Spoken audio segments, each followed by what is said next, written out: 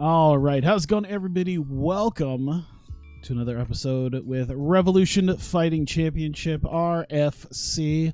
We are in February 2002. So we had just gotten done with, I think, our first... Well, let me see here. I think we were technically in our last series of fights that was in the 3-division era, I believe is what it was. Doesn't quite say, but I believe where we are now is we are now officially starting up the... Well, it looks like we did do some stuff for middleweight, but we're officially going full bore into the middleweight division now. We got 1, 2, 3, 4, including our main event of Pete Spratt and Rich Clemente fighting at Infamous 5 and then Revolution 42.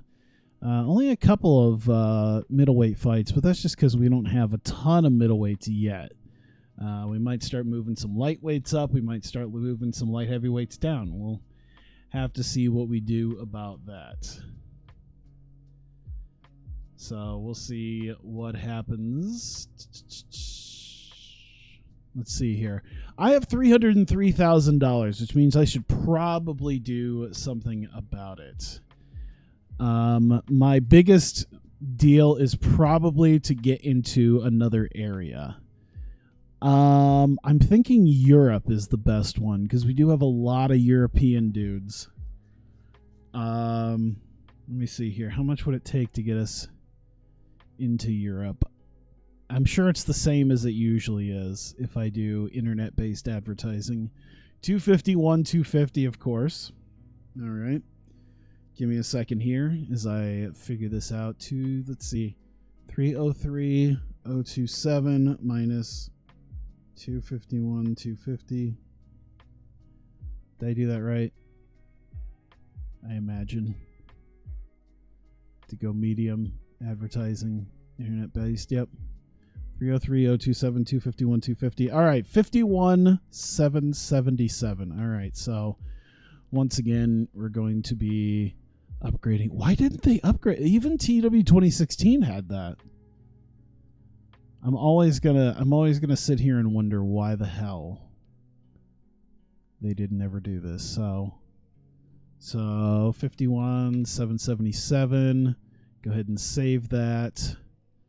And we move up to our broadcaster to Revolution Sports, and we'll add Europe in the medium column. So yet another area for us to start showing our shows in. I'm thinking Asia is probably next. Looking at the demographics, Asia should help. Africa should be okay, but I think the main thing there is while we do have a lot of black guys, we don't have a lot of black homegrown Africans. We don't have any, in fact. So I may not worry too much about that. Do I have a Russian? I got one. I might have like 2 or 3. I think most of the people I might think are Russian or, yeah, Croatian. You know, Czech. Yeah, we do manage to have 1 Russian, so maybe we should do something, use that. But we at least got through Europe, so we got that. I'm probably going to do Asia next because we do have... Well, I mean, as far as homegrown is concerned, we have 1 dude. We have Andy Wang, so as long as we keep him, we should be okay. Canada at some point is going to have to be another one as well because, you know, I think we should at least have Canada. That probably should be something we do. So after Europe, either Canada or Asia. I'm thinking Canada, considering we actually have people there. But nonetheless, low-level regional in Japan already. That's good. 8.4 in South America. I think I'm actually going to start putting some upgrades on these guys. I think if we actually do a level 1 upgrade there, So we start doing some small public relations, a small firm, and low-level research. We're doing 20 grand a month in, let's see here. So yeah, we have a reduction in credibility and stability by scandals, anything like that. We'll get a 2% boost to our credibility. Is that right? 2%. Yeah, we got 2% there and a 1% there. So we'll have an extra 3% to our credibility each month, which is already, decently high. I don't know if it goes beyond 100. I imagine it might. So there we go. So we at least get a little bit of our corporate offices set up. I want to do a headquarters here soon. The one downside is I want to get more areas. Like I at least want to get Canada and Asia before I put money into save money for an actual headquarters. So technically we're just nowhere, I guess. We're just still running this whole operation out of my house. I have no idea. I need to do some like pay-per-view-esque titles. Let me see here. Oh, I guess I should show the MMA rankings from the end of the last deal there. So we still don't have a middleweight champion. I know I have Alexander Franco Nogueira as the number 1 contender. I don't remember if I can technically put him down there, even as the light heavyweight champion. I wonder if I could do that. I should check that. I imagine so, because you can have double champions in real life. So I'd imagine if yeah. So he's technically fighting middleweight right now. So, okay, so he's already technically in middleweight because he's too small for light heavyweight now. His max weight's 168. So technically he's already there. It's just whenever he eventually loses that light heavyweight title, which I don't know if I can have him fight in light heavyweight anymore. We'll see. I might have to. I don't want to strip the title from him. Like I don't want to do that because I don't know. He's made 4 defenses already. I'll have to see what happens. I'm gonna try to sign Fedor. Maro's not here for a few more months, I believe. So, was there anything else I was going to do? I guess I should set up for next month. So, matchmaking. Let's do Revolution. Let's see. RFC Infamous 6. REC. Jesus.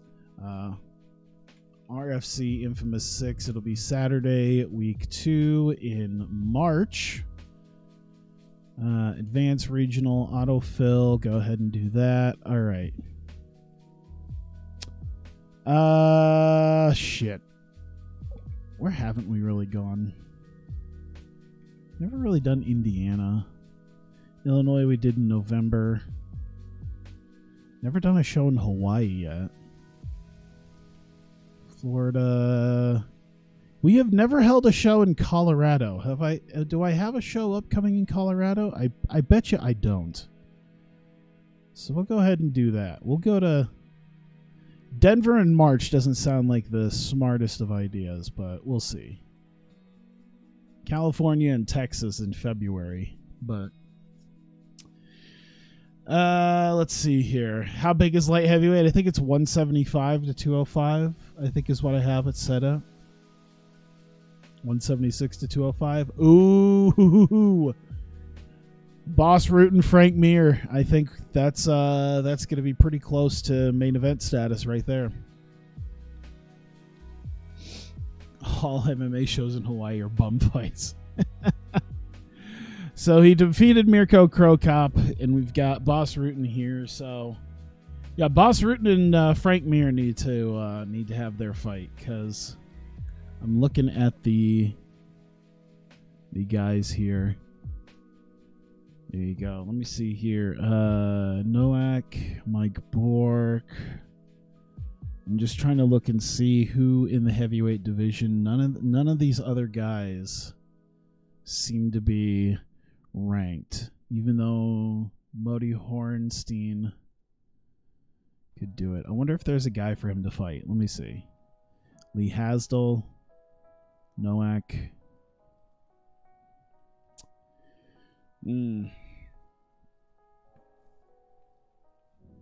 Let's see here. Let's do Nowak. I'm thinking Nowak. He says he's almost perfect. We'll go ahead and do that. I don't know where everyone's going to be immediately. Oh, I should have checked where he technically sits. He's a preliminary card guy. Actually, let me look at this. Modi Hornstein and Lee Hasdell. Well, they're both preliminary card guys. I forgot to look at that. All right, whatever. So we'll just add that. Why not? When's Newton's fight? I think Newton's still out, I think. No, he's not. Did I already sign him up for something? I want to make sure I didn't already sign him up for something. There it is. It'll be at the end of the month. He'll be facing Dave Monet. Carlos Newton will be fighting at Revolution 42 at the end of the month. Let me see here. Light heavyweight division. Not a lot of guys. Well, okay. This guy, he's a main eventer. Anthony Macias is a number 10 guy. So what if we had these two? Ooh. I don't know if I want to give him that fight. Well, you know what? Might use this to just push him off the top 10 anyway. Royce Gracie's going to take his spot. Might as well. Too much of a weight disadvantage. Oh, just suck it up, Buttercup. Lenogue. Let me see here. None of these guys are main card guys. This is at least a little bit closer. We can do that. I might have to wait a week and see what happens. Do I want to talk about the election? Not really. Not much to talk. Well, I guess there is a lot to talk about, but I mean that's just going to lead to people just yelling and screaming at each other. I can just guarantee it. Let me see here. Jeff Curran, KJ Noons, Ja Roque. Those are our most. None of those guys are here right now. Should I wait? Let me see here. When are some of these guys coming? How about a KJ Noons? When's KJ Noons coming back? Here. Lightweight. KJ Noons has 5 days left. You know what I'm going to do? A lot of guys are coming back in 5 days. Let's give it a few days. How about that? Let's just give it a few days. 176 to 205. I mean, yeah, at some point I'm basically going to be I'm just trying to fill things out a little bit right now. I mean, my light heavyweight was 156 to 205. Now it's 176 to 205 with a middleweight, so just sweaty men in shorts. That's what we're doing. We don't do politics here. We do sweaty men rubbing up against each other, wearing nothing but shorts and gloves. Imagine Newton versus Nogueira. Dude, Nogueira's a featherweight, and he's been fighting. Let me see this. Like Alexander Franco Nogueira. He's a featherweight. He fights best at 143. And like, you get guys like Dave Monet who are middleweights. Let me see here. Mark Hall. He's retired, but I think he was a heavyweight. Bob Schreiber, Jeff Curran. Let me see here. I'm trying to see here. J.R. Palmer, Royce Alger. I mean, he was a light heavyweight. I can't remember how big he was. Steve Lee was way too big. He beat Giza Coleman, who's a super heavyweight. This dude fights at 280. Nogueira fucking knee barred him in three rounds.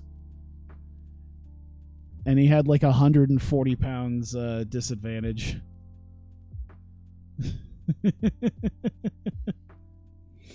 No, he's not the middleweight champ. He's the light heavyweight champ. He's potentially facing guys like Kara Parisian. Well, he beat Kara Parisian, who was at least a welterweight, but he's facing Kara Parisian. He's going to face guys like Quentin Jackson. I was going to say Steve Lee was ridiculous. Valentin Overeem. Dude fights at like 240. Jeff Monson's a heavyweight. I mean, these are dudes he was beating. Rodney Glunder's a light heavyweight. Matu is at least like within his deal. He beat Boss Rutan. I forgot he beat Boss Rutan at one point. Like the WWE wrestling at all? I don't know. I feel like if he was going to do it, he'd have done it by now. Let's go to Saturday then.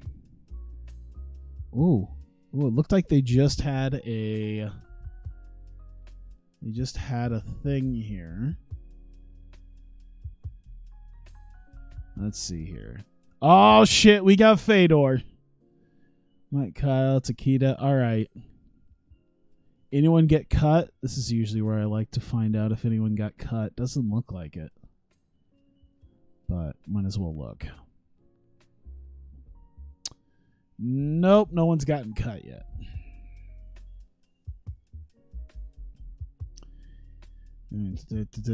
All right. Should we just get him in there now? Because Boss Rutan and Frank Mir, while they are main card guys, they're not main eventers. I see mid-level regional, and I see mid-level regional. How big is Fedor in this? Oh, he's an unknown. He's a high-level regional in Russia, but that's about it. So Fedor we might have to really put some cans up against Fedor for right now. We can't just immediately put him in. Oh my god! As I assumed, there's like no one for him to fight.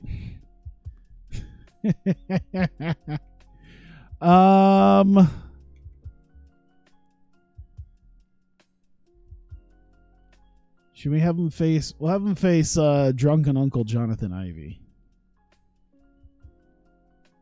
We need a good solid first fight. Yeah, $500 to take that fight against Fedor. Why not? All right, one more heavyweight fight for this show. Stoinik is a potential top 10 guy.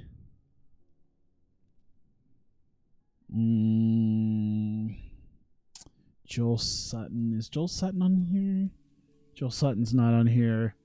God, we don't have hardly any of our top 10 guys. Stoinik could possibly be in there. What if we gave him somebody to fight? Oh my god.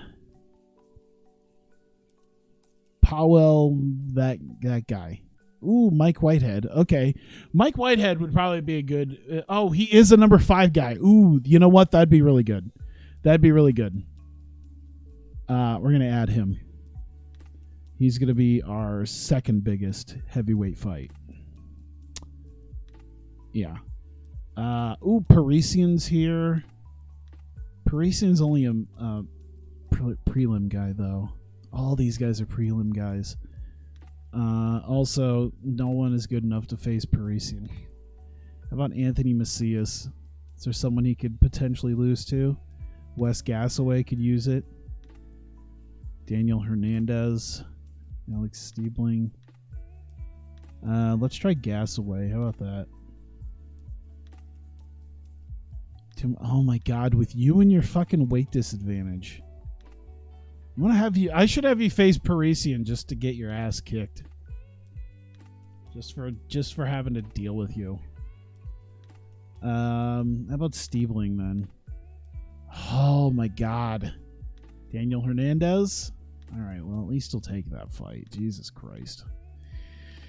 There's not a lot of light heavyweight fights. I'm not a big fan of that. Ooh, there's Franco Nogueira. That's in the middleweight.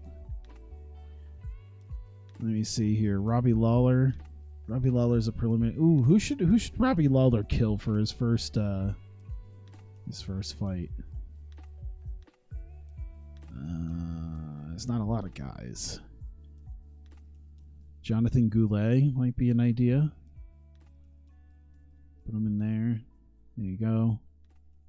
That's pretty low down the card as well.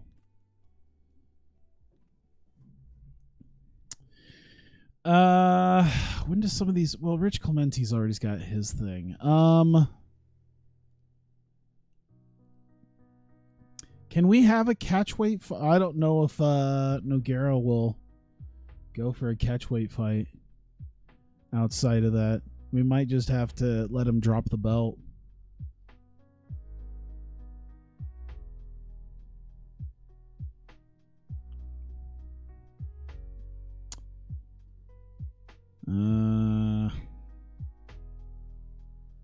Also, I think I'm going to save Nogueira for the end of the month pay-per-view. Let me find more middleweight guys. How about, let's see, Eddie L. Sean Shirk? No. Where's Sean Shirk sit? He's the number 8 guy. How about lightweight guys? We got lightweight. Okay, here we go. Mamoru Yamaguchi and KJ Noons. Should we get the rematch lined up for this? We can have that be our actual main event. 1,300, sure. I'll pay the money. Now we have a main event. Now we have a title fight. We don't have a title fight this month. We need a title fight for next month. Speaking of title fights, middleweight. Wait, where'd everyone go? I'm looking at the guys. All right, Drew Fickett is our number 2 guy. Oh, he's already got a fight set up this month. And Rich Clementi does too. Kiyuma Kunioku. Kunioku doesn't have anything, but he's got 28 days. I think that's going to be I don't think it's going to be enough time. Matt Serra's got 4 months. All right, Pete Spratt is in our next fight. Tiago Alves. How about Alves? Tiago Alves is available. He did lose to Rich Clementi. Should he get a fight though? Sean Shirk lost to Quentin Jackson. So I'm at a point now where I think Franco Nogueira will probably give up the light heavyweight title. And he'll fight for the middleweight belt. And it's either going to be Shirk or Alves. Because the rest of the guys are pretty much not around. Let me set a booking for that, because we're gonna get Revolution 43 set up right now, because that will be our March main our March main event. Fill that out. It should probably be a decently big area. Colorado, Delaware, Florida. Sure, we just did Georgia. Illinois was in November. Louisiana. Maryland was in October. We haven't gone to Boston in a little bit, but I feel like we could do a bigger area. We just did Nevada. Jersey was in November. New Mexico. I'm thinking New Mexico. We haven't done a Pennsylvania show.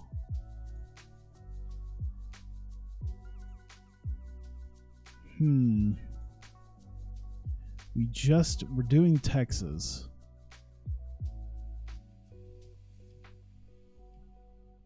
All right, we're going to do Pennsylvania. Let's do Pennsylvania. There we go. Sure. Advance it, because middleweight. Well, we don't have Shirk. Why did it say Alves? Is Alves out right now, or is he booked for something? I think he's booked. So I think that makes things pretty easy on us. Right? Oh no, he's got to fight against Nick Serra. Okay, so we've already figured out who exactly it's going to be then. So matchmaking wise, March end of the month, middleweight Franco Nogueiras, Sean Shirk, middleweight title. He might actually lose. He's on a huge winning streak right now, man. He's on a big time streak. This could go either way. Currently holds the RFC light heavyweight title, but is not set to be defended. Do you wish to add this fight? Yes. You know what? I think I'll have him be a double champion. If he wins that belt, if he wins the middleweight title, we will strip him of the light heavyweight title. I think that's how I'll do it. I think no matter what, after that fight, he'll be stripped of it. But we'll at least give him the opportunity at the end of next month to become a double champion. Probably our first or only double champion in quite a while. I'll wait until the end of next month to strip him of the light heavyweight title, because it's just impossible for him to fight with the new weight classes. So we're just gonna have to get rid of it. But we're gonna give him a chance to be a double champion if he could beat Sean Shirk. Speaking of, we got a couple more fights to put together here. Lightweights are going to be helpful for us, because we should have a lot of our guys, or a heavy amount of our guys, I think, coming back from stuff here. Let me see, like, main card guys. I saw one.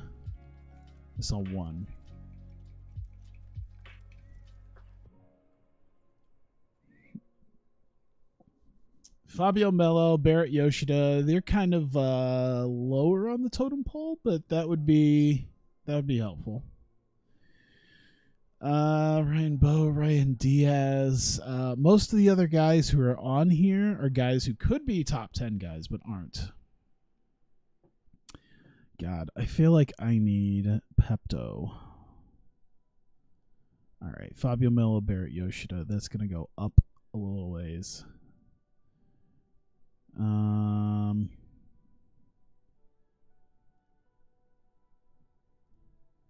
trying to figure out where I'm going to put everything. All right, we'll put that there. I'll put that there. We'll see about one more lightweight fight.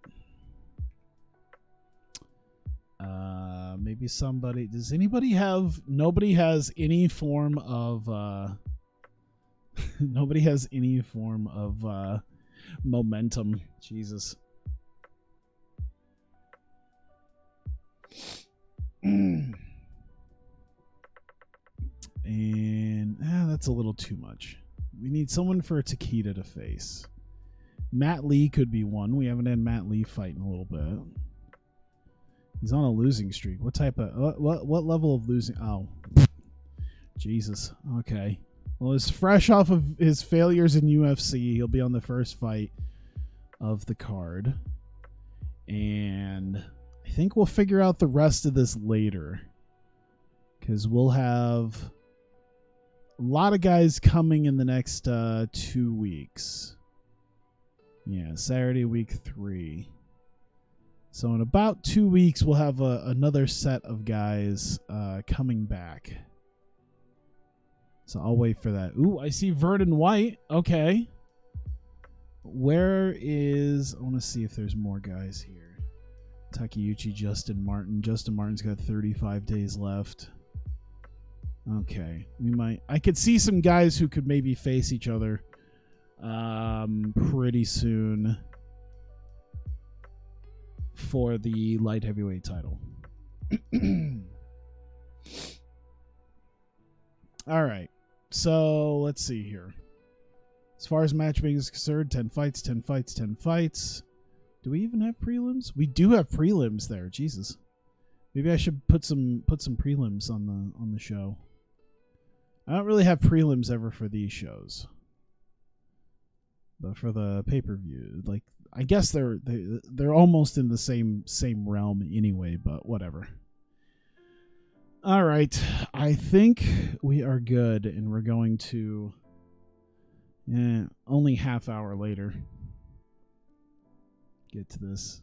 Am I ever going to do anything in the corporate menu? I actually just did at the beginning of this stream. I started up a small sponsoring, a small public relations firm, and low-level research. So we're now spending about $20K a month on getting our credibility up. I will be doing a headquarters somewhat soon, but I just added Europe to my broadcasting deals. I believe I'm going to add Asia and Canada soon. And I think I want to do those two before I do my headquarters. Other than that, I'm still quite a ways away from having to do doing any sort of Hall of Fame. I'm well ways away. So yeah, at this point, I'm not really. I mean, I probably could make it 25, 40, 55,000 a month, but I'm trying to at least get my media up before that. I don't want to spend too much money before I get to Canada and Asia. Oh, there goes Nate Marquardt. Okay. He's got to be on my deal, right? Where is he sit on my roster?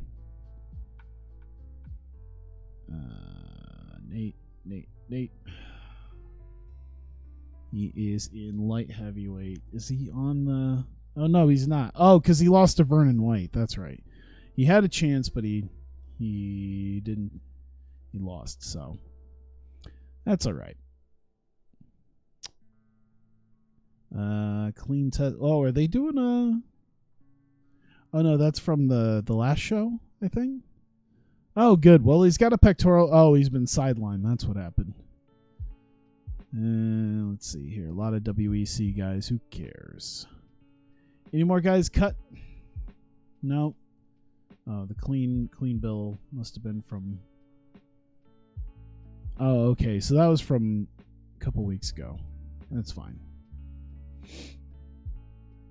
We got a couple other shows coming up that Pancrase is doing. We might be able to... Ooh. Can you imagine if Nathaniel Baroni loses? Oh, Nathaniel Baroni will make his Pancrase debut here in just a couple weeks. After absolutely killing it in Revolution, he's back in Pancrase to presumably lose again and rejoin us. Brandon Lee Hinkle. He's been winning him, but Jesus Christ. Damn, he's been killing it in Pancrase, honestly. Other guys I've not seen before. By the way, how are they getting away with a 4? They're on a pay-per-view with a full commentary thing. 4 fights. That is it. This one's got 5. Jesus Christ. There's the other Baroni. And I don't think most of these other guys I had. So... Yeah, it's Pancrase re-debut. All right, let me just get to... Oh, good. Pride is getting Suzuki again. A bunch of guys in WEC. Who cares? Pride's getting Minoru Suzuki. Who cares? He wasn't going to join us anyway, so... There we go. Let's just get the day skimmed through as quickly as possible. There we go. Don't pull a Dana and force everyone to wear shitty Reebok. Dude, imagine if you could do that in this game. Just piss everyone off. All right. I think we are ready then. Ooh. Vernon White and Justin Martin. That's probably another thing I should look at too, is filling out, because I seem to be really bad sometimes at filling out the challenges. I don't seem to do that too well. That's all right.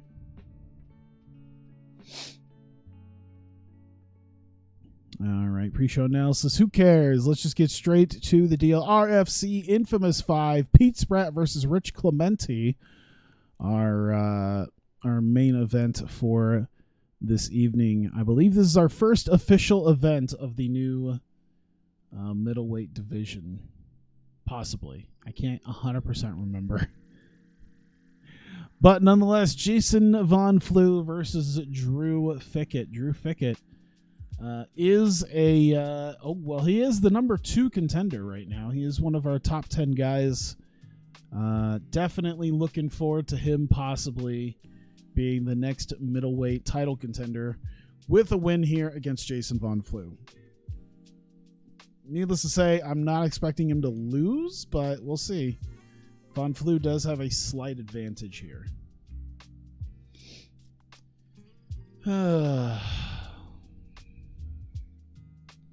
Yeah, I remember the good old days of UFC when they had the banners with like 8 or 10 different sponsors, and like all the different shorts were made by like Hayabusa and Death Clutch and all these other great brands. And I imagine a lot of them went to like Bellator and other places like that once UFC was like, nah, we're not doing that anymore. There we go. I saw some takedowns happening. I didn't see much about what was going on there. All right, I'm just going to go ahead and assume. I was a little bit later than I planned on today because I wasn't 100% sure if I was going to play cards, but my friends really aren't saying much other than memes from whatever they were playing earlier, either last night or today. So since they're not giving straight answers, I'm just going to assume no. But oh yeah, isn't Bad Boy the one with the eyes? And that was pretty good. I like that. Venom, I kind of remember Venom. I think Hayabusa might have been my favorites. Yeah. All right, Jason Von Flue gets the majority decision in after 2 rounds. Fight was average. Unfortunately, that means Drew Fickett probably is going to have to move down a little bit. Can't just have a potential top guy here there. So let's see here. Rich Clemente will take the spot, barring his loss later on tonight. We'll do Kurioku. Let's see here. Oh my God. Sorry. Oh my goodness. I'm just trying to change shit on this thing, and it's being a complete pain in the ass. Not a big fan of it right now. Excuse me as I'm just sort of mildly losing my mind trying to figure out moving people around. I should probably move Drew Fickett below Sean Shirk, considering Shirk's actually fighting for the belt.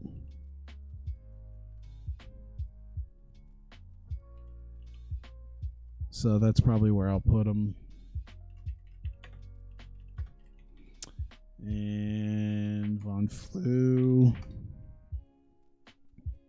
Has he been on any sort of winning streak here? No, he's lost his last couple fights, so we're not going to worry too much about that.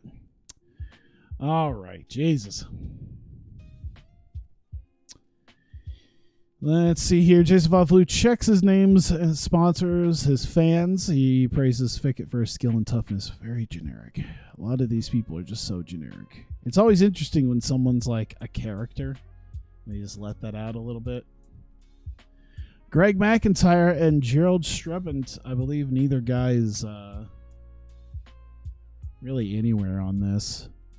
Let me see here if they... Oh, my God. Let me see if they should be. Well, he's definitely not a top 10 guy. And he's not so much either. Cool. Oh my God, is it already over? Oh my God. I come back to see a potential submission already. Strebit. Oh my God. Immediately, Greg McIntyre taps. Greg McIntyre for us is starting to become the next what's his nuts. We had Alex Cook and Bob Schreiber. He's starting to become Bob Schreiber for the lightweights. So there we go. Bangkok ready. What the hell does that mean? Gerald, can you please explain? Nonetheless. Praises his team at Team Fry Severn. Oh, okay. Well, that explains why he was able to beat him. Jesus Christ. His various sponsors and fans who came out to support him. Can you imagine being... Did they actually have a Dan Severn, Don Fry, like, MMA team? Because that'd be badass. All right, Carlos Barreto, heavy favorite against Kimo Leopoldo tonight in the heavyweight division. Carlos Barreto, the number 4 ranked heavyweight. You know what that means? That means this guy could potentially be Big Nog's next victim if he manages to pull off a win. Muay Thai World Championships are in Bangkok. Okay, that makes sense now.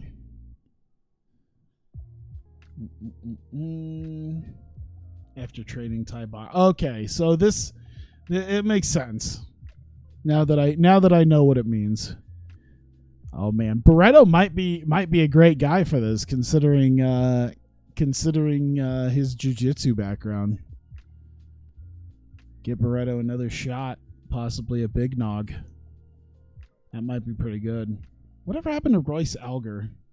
I haven't put him in a fight in a while. He's been like the number 1 contender. He has a title fight coming to him. Kimo did something. Oh, I think he held onto the ropes. Is it over? There it is. All right, done. All right, I'm gonna move Carlos Barreto above Jonathan Ivey because I just have a feeling that Jonathan Ivey is gonna get murdered by Fedor. I'm going to even put him over Trot Teligman. And Barreto, I think, is going to be a guy who also will have the little... I'm going to give him a little bit of a background as a guy who will definitely get a fight, as you can see here in the future. Royce Alger and Carlos Barreto. So we do have perhaps the next 2 contenders coming up. Thanks everyone at his fight team helping him prepare for his fight and his sponsors for supporting him financially because we don't pay these guys shit. Unless your name is Alexander Franco Nogueira and Boss Rutan, we do not fucking pay you a dime. We don't hardly ever pay you. I think Big Nog also might have gotten some money. I can't remember. Thanks. Let's see. So it was a tough fight and gives a show of respect to Leopold. Well, okay. Now you're just lying. But whatever. Hey, there's Royce Alger. I forgot I put him over here. Okay, there you go. Now I know where Royce Alger is. You should probably face Big Nog here soon after this fight. But he is facing Tim Lajic right now. Tim Lajic could play spoiler to Royce Alger. Alger ignores the touch of gloves. What a dickhead. This fighting farmer is a fighting asshole. Let's see here. So I wonder. Oh, okay. I was like, okay. So he does. Yeah, they're both wrestlers. And Royce Alger does trains with looks like a Brazilian jiu-jitsu team. So should be interesting here. the fighting god, Royce Auger. You know, I've seen too many times those YouTube compilations of guys coming in a little too confident and then getting their shit kicked in.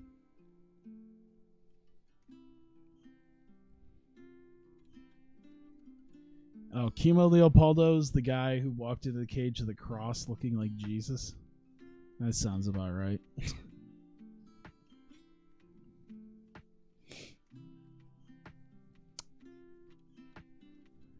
Let's see here. Not a ton going on. I was kind of expecting this to go to the ground more, considering it is two wrestlers.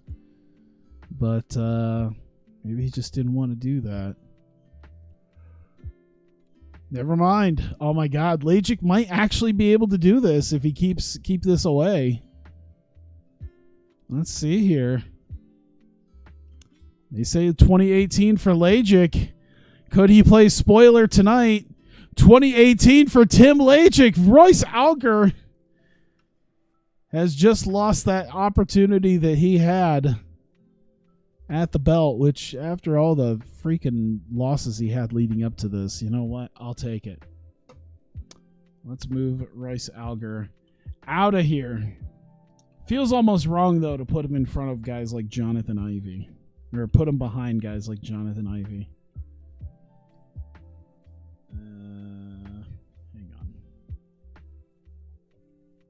I'll put Trotteligman here at 2.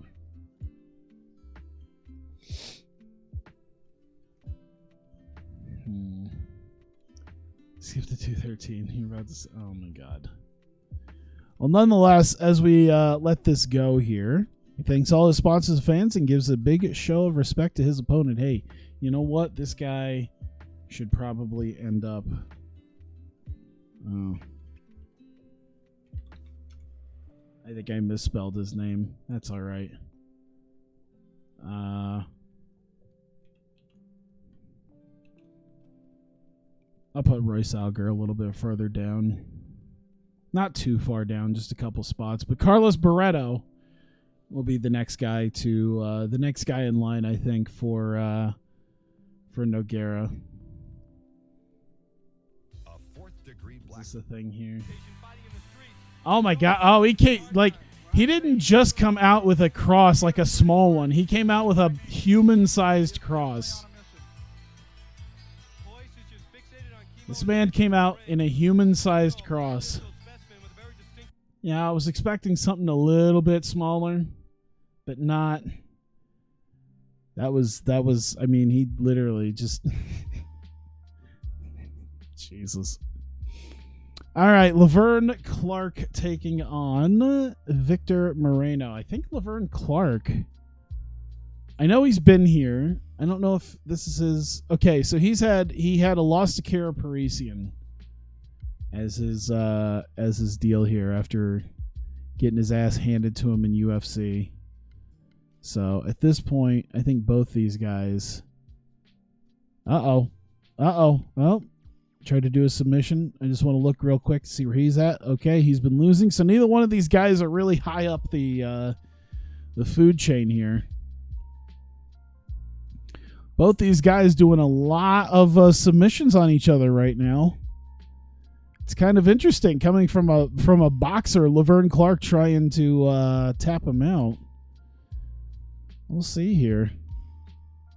That is it. They're saying Moreno 10-9. Isn't Barreto a bit of a badass? I mean, he seems like so. We'll see.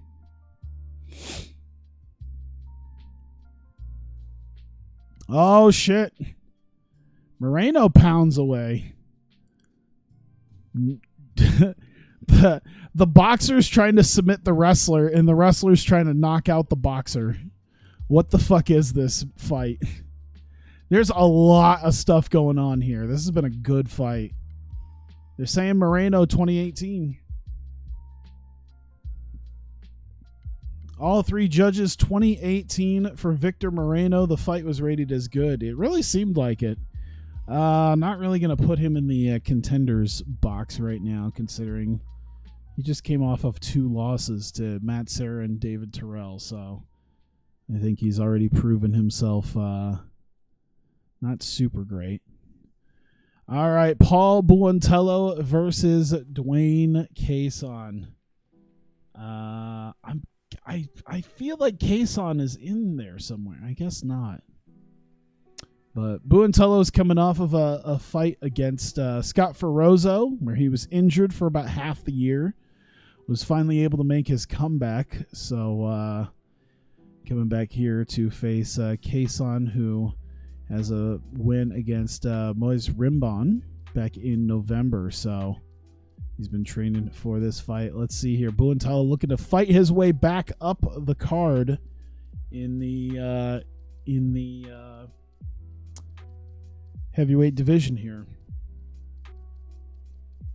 Both these guys look like creative fighter presets. I like some of the pictures that I end up getting from this are like clearly from when they had like sit downs in like the early UFC things where they were just doing the sit downs talking about their fight. Like you can tell that's what it's from.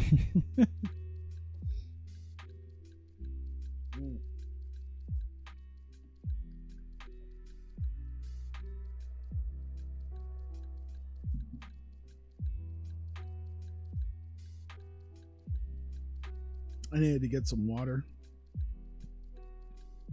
Oh, what the hell? Sorry, I took a drink of water. Solid piece of something or other in my drink. It looks harmless. Doesn't look like much of anything. I hope. Doesn't look like a bug. What the hell? I don't know what the hell that is. That was weird. You don't want to drink something liquid and just have a little piece of like something solid that slides down your throat. You don't need that shit. Oh yeah, that's right. Paul Buentalo.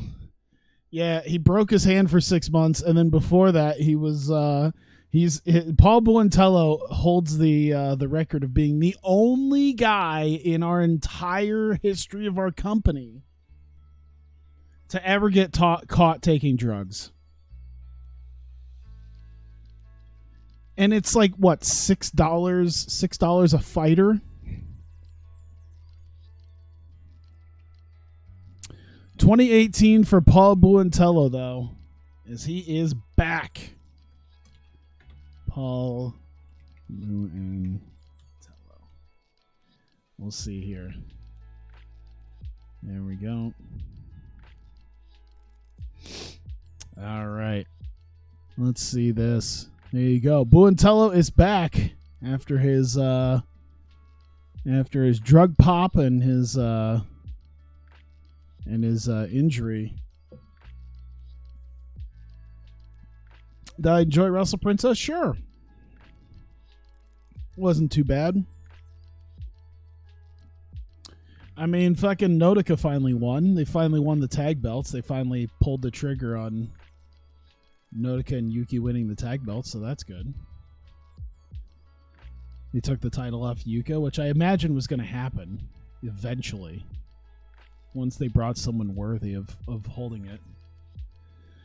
All right, Masanori Suda versus Carl Ognebene. I'm going to start the timer because I believe both these guys, they're very back and forth. In fact, this is Suda's first fight for us in like 3.5 years. Malenko here has never fought. Well, no, he did have one fight where he actually beat Paul Buentalo, but that is also back in 1997. Since then, he's just been around. Carl Malenko is Dean Malenko's son, not joking. See, now I have to look that up, and I'm going to feel like an ass if... Because it's also 2002. This man's 32 years old. It's not Dean Malenko's son. But yeah, I wonder where he did get his name. Wow, there's like nothing to help. Oh, I put Carol, not Carl. Jesus Christ. Carl Malenko. So maybe the fact that he was Ognebene or whatever just didn't have enough for him there. He was trained by Boris Malenko. Let me see here. Is he maybe like his brother or something? It doesn't say anything about Dean Malenko, but he was trained by Malenkos. It might be a brother or a cousin because the man's 50 years old. Dean Malenko does not have a 50-year-old son. Dean Malenko himself is like 55 or something. But the fact that he was actually trained to be a wrestler by Boris and Joe Malenko tells me that, let me see here. He's the father of professional wrestlers Joe and Dean Malenko. So I would go out on a limb. It doesn't say exactly, but I would go out on a limb and say he's probably, maybe not a brother. Well, he's not a brother. Maybe like a cousin.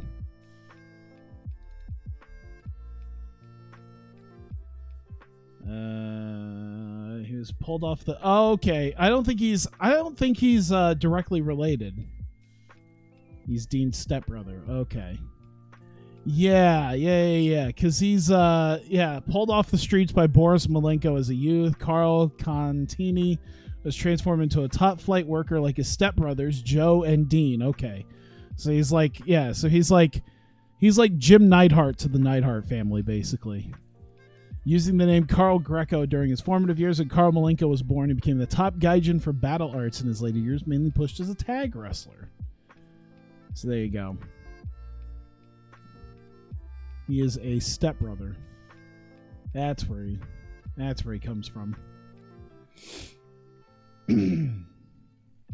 Well, good to know. Nonetheless, he also beat Masanori Suda, so he did pretty well here for his second fight for us. So I'm thinking another fight or so, and he might be possibly a contender. I don't know. That light heavyweight division's getting real sketch. Unless you're a top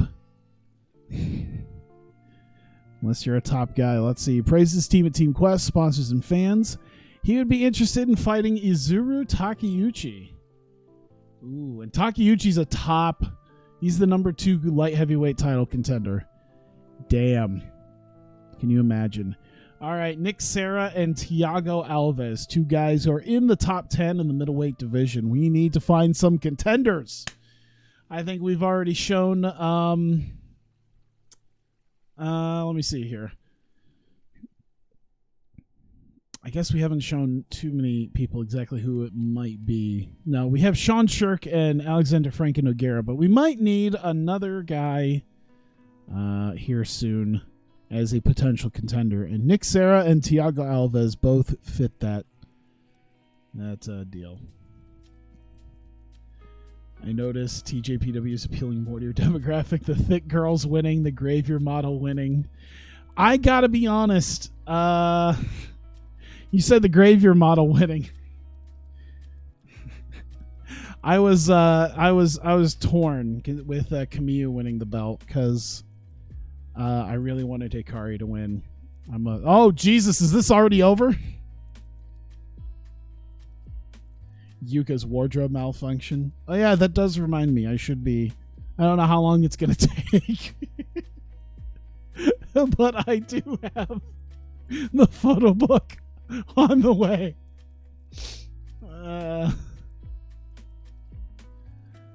Thiago Alves gets the win over Nick Serra. I'll put Nick Serra just a little bit down. Not too far down, but just a little bit. I'm going to put Nuri Shakir above him. I think he's fighting in the main event, so we'll see where we go after this. Name checked. Everyone is sponsors, friends, family, and supporters. There you go. Lance Gibson versus Izuru Takeuchi, who was just called out earlier. And Lance Gibson is the number 5 contender for the light heavyweight championship. Izuru Takeuchi, the number 2 contender for the light heavyweight championship.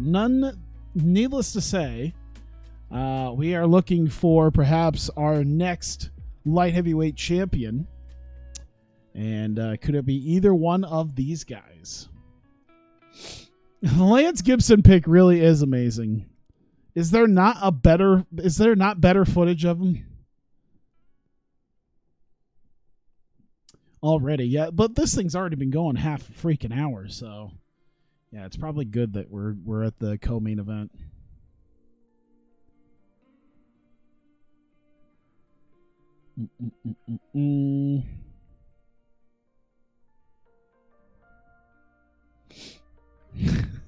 I do like the idea. TJPW is appealing. They really are appealing to my demographic.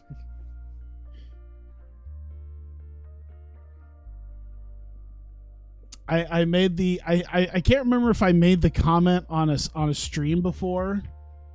I can't remember if I made a comment on the stream before, or if I just made it to myself, that TJPW is the thigh. They're the thigh promotion, and Stardom is like the stomach promotion. They're the tummy promotion, and TJPW is the thighs. They were the boobs as well, but the boobs moved from TJPW to Stardom now, so doesn't really mean too much. She can't be her goth metal girlfriend persona without having angst and being a loser. Does she have to be, though? 1919, 2018 Takeuchi, and 1919, we're going to a third round. Majority draw, Lance Gibson, Takeuchi. Takeuchi immediately taking him down. That's good for him, man. Keep that spot.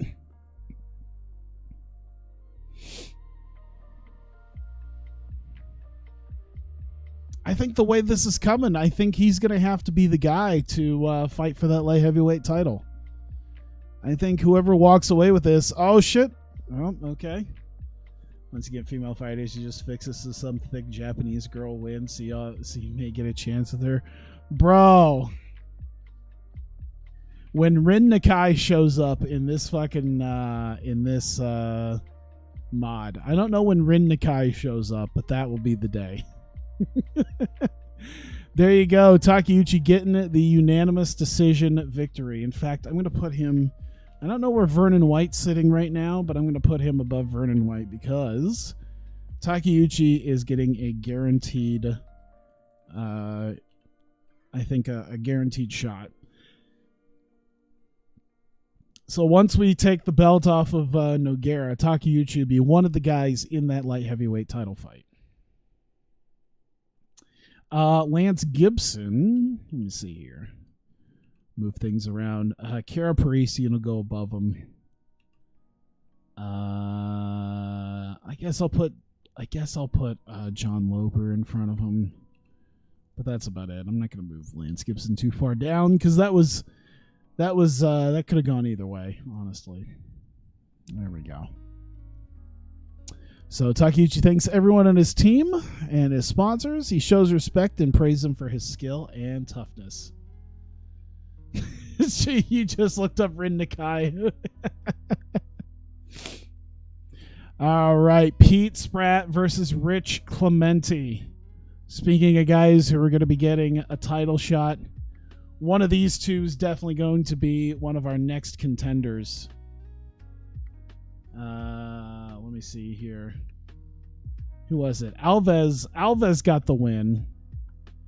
And so Alves, I think, might still have to I think Alves, but either way, Pete Spratt and Rich Clemente, I think, will end up fighting whoever wins this. I believe will be the next guy in line after the Nogueira Shirk fight. So I'm thinking now that we have established a middleweight title, one of these two guys will be the next contenders for it, between Nogueira and Sean Shirk, whoever is our inaugural champion.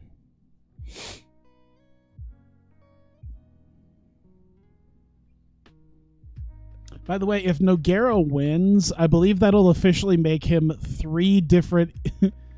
No, Nogueira didn't win the heavyweight title first, I think. But that'll give him at least 2 different inaugural championship reigns. Did I hear about Alex Trebek? Wow, what happened? I don't follow the news or Twitter or anything at all. Damn. Pete Spratt TKO'd his ass in round 1. In fact, Rich Clemente's really... That's going to have to... He's going to have to go down. Let's see here. Pete Spratt is going to move up. And we'll put a little green deal there to show that he will be the next. Actually, we're going to take that off. And sorry here. I gotta move things around. I wish it was a little bit better in stuff like Excel. There we go. So that we have our guaranteed guys up there. All right. Clementi's going to have to go below Alves. He's going to have to go below Shirk. I think that's it for right now. Wait, did Drew Fickett win? I think Fickett... Didn't we just have Fickett fight? We'll have him go below Fickett. He's going to drop a little ways. All right. I think we're good there. So there you go. Pete Spratt will be the first title defense of whoever becomes the inaugural champion after next month's inaugural middleweight championship fight between Alexander Franco Nogueira and Sean Shirk. Praises team and Lions Den Dallas as sponsors and fans. He praises Clementi for a tough fight. Critical rating, fantastic. Commercial rating, not as good as it should be, as I figured. Probably not going to gain anything out of this. Nope, it decreased by 1.2, which is fine because we gained a lot more in other places as we're starting to level things out. I kind of knew that was going to happen because we didn't have any huge names, so that's all right. Are those the RFC gloves right there? Oh no, that's just kind of what came with the skin. I've just never gotten around to making a skin, so I just use the skin, the RVZ skin, and that just is what comes with it. So Pete Spratt getting fight of the night, Alves getting knockout of the night, and Barreto getting submission of the night. I'm trying to think if there's anything better. Now, Alves, Nick Serra should not earn a fight of the night. Moreno, Lajic, Royce Alger, that was pretty good. Strebant, McIntyre. Nah, we'll just let Pete Spratt take it. All right, there you go. $211,000. Jesus Christ. Probably helped that a lot of these guys didn't hardly make any money either, so that's good. Karl Malenko being our highest paid guy. Sprat's in your main event, you lose popularity. I don't mind. We made a ton of money. More WEC stuff and stuff I don't need to care about. There you go. All right. So I think we're good until. All right. So it seems like we gained a little bit in our current credibility, which also I believe. I think it's only 100% is our top. I don't know. I don't know if it maxes out at that. I would imagine, but nonetheless. Let's see here. 80 or above indicates confidence. The company, higher attendance, more viewers.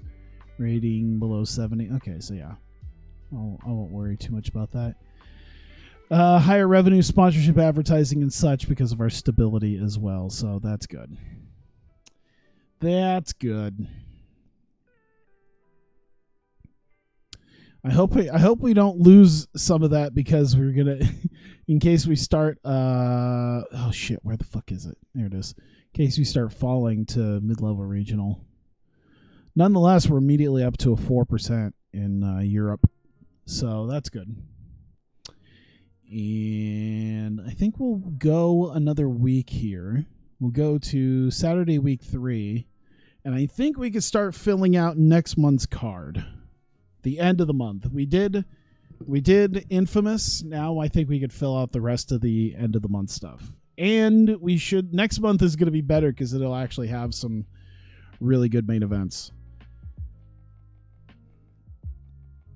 Goodridge and Beneteau that should be good. Gary Goodridge is very good mid-level national and high-level regional, so that should do really well. Camacho Kunioku is not going to do great, but I think Goodridge and De Benetel will definitely help. And then you got Yamaguchi, KJ Nunes, which is going to be very good. Bosserin and Frank Mears getting there, and then of course we're going to have Franco Nogueira and Sean Shirk. So we should be doing very well. Let's see if we can't fill out the rest of this show though. Let's see here. Ooh, okay, so we got some people. We got some names. Czech Congo needs a fight. Who's Czech Congo going to fight? Needs to probably be. Ooh, you know what? Mark Kerr seems like an idea. What if we did that? Mike Kyle, Mike Bork, Joel Sutton. I'm trying to see here. I see mid-level regional of Lee Hasdell. Lee Hasdell's another guy who should eventually probably get in a top 10 spot. He can face Jerome LeBanner. That might not be too bad. It's not the greatest, but where is he at? Low-level regional. Any other mid-level regional guys? I think that's just it. So, yeah, unless we put him in a title fight, and that's not going to happen because he's not a top 10 guy, so he's just going to have to face somebody. Mike Kyle, Joel Sutton. Joel Sutton might be a good idea. LeBanner or Sutton? Let's go LeBanner. We need guys to fight there. We could do Sutton and somebody else. Mike Kyle needs a fight. Pedro Otavio. Maybe we'll do that. Here we go.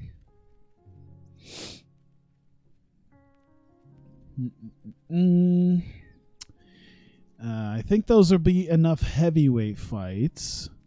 We got our middleweight fight, light heavyweight. Ooh, Vernon White. Okay. Vernon White needs a chance to prove himself. And Parisian would be a guy to do it. Do we have Justin Martin or Quentin Jackson around? Actually, let me look at the challenges. Does Vernon White got...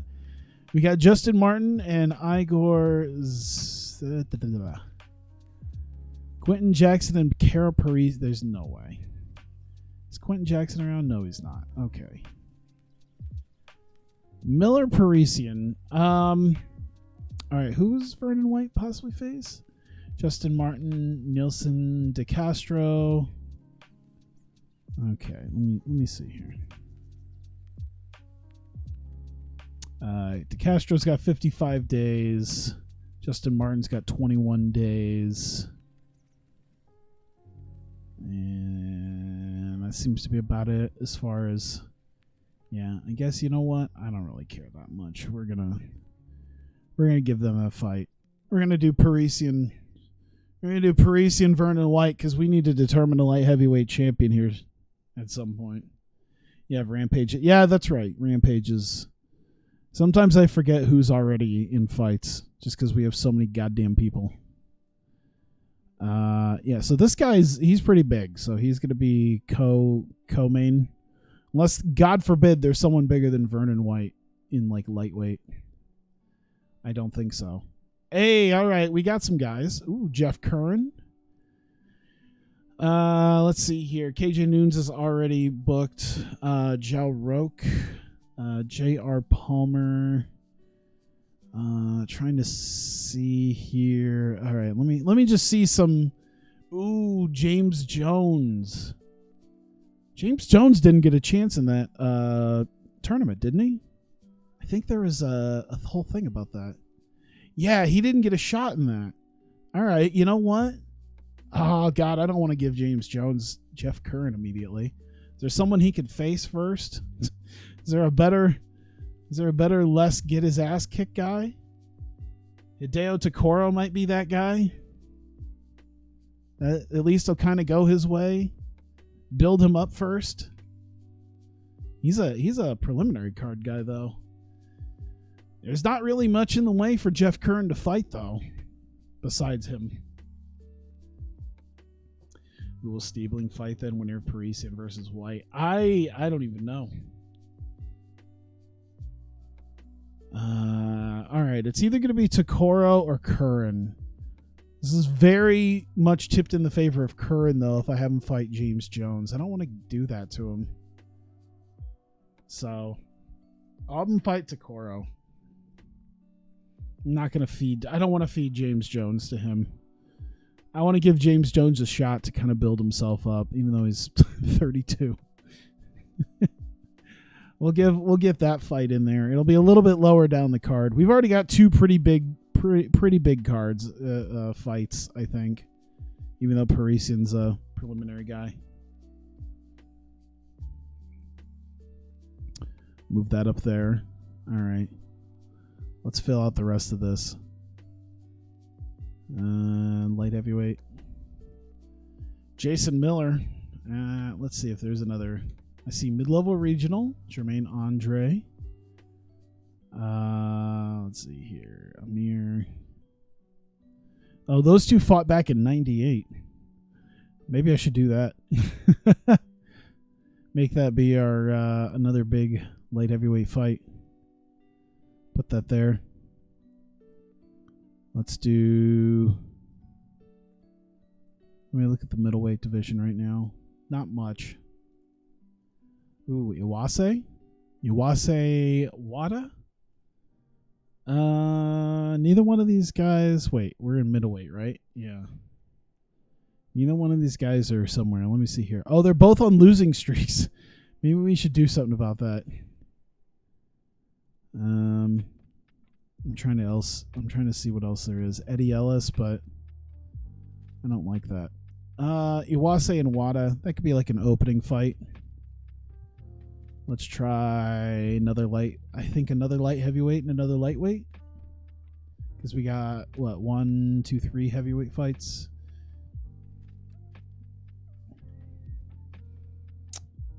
Stiebling needs a fight because he hasn't ever fought on this. Jason Miller. Should we give Jason Miller a can? someone like Stiebling. Robert Villegas.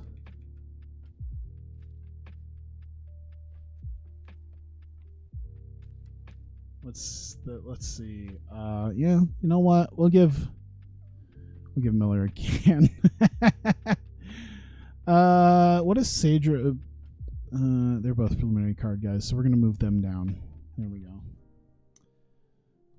Steve Lou's no joke. I mean, he's probably not a complete can, but compared to Jason Mayhem Miller, you know. All right. Another lightweight fight. How many lightweight fights? We only got one lightweight fight. We need another lightweight fight. We got a lot of lightweight guys. I'm sure we can scrounge together a good fight. Jeff Curran will wait on. We'll give Jeff Curran another guy. Let me look at the challenges. I know Ashley Grimshaw's been called out before. J.R. Palmer, but he's not around. Fabio Mello, Barrett Yoshida. Let me see. Aaron Riley, Barrett Yoshida. Yoshida's not around. I think I put Yoshida in a fight already. Hiroyuki Abe and Kit Cope, I feel like we're in there. No, Masatoshi Abe. Oh, we do have Curran. Oh, shit. Hang on. Where's that James Jones fight? Let's get Takoro Jones out of here because that's why I wanted to do that. Curran and Jones will happen because that is a challenge that was accepted. So that's going to go ahead and move right on up. All right. Where do they got? Main event and preliminary? Fuck that. Curran and James Jones will be our new co-main event.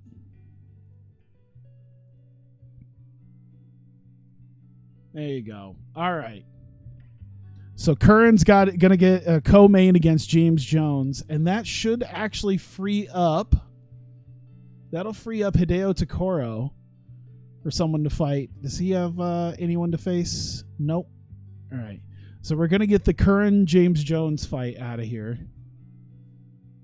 Takoro doesn't have anyone he's called out, so we can kind of put him against just about anybody. But let me see here. Ashley Grimshaw's there. When does J.R. Palmer come back? He's got 28 days, which means he should be around for the end of next month, and we can do Grimshaw. Let me see here. Is there a better guy? Another mid-level regional guy besides these two, besides Takoro and Grimshaw? No. So if I'm putting him against anybody, it's basically just going to be,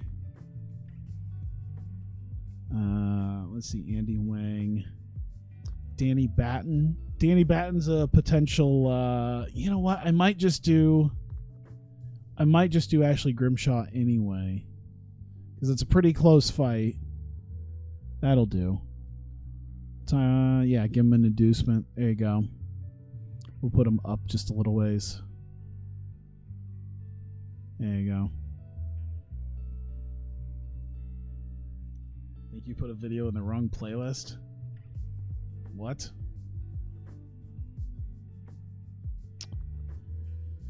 All right. Let me see here. Why was there something that I put on like my watch later that accidentally went somewhere else? It's very, very possible.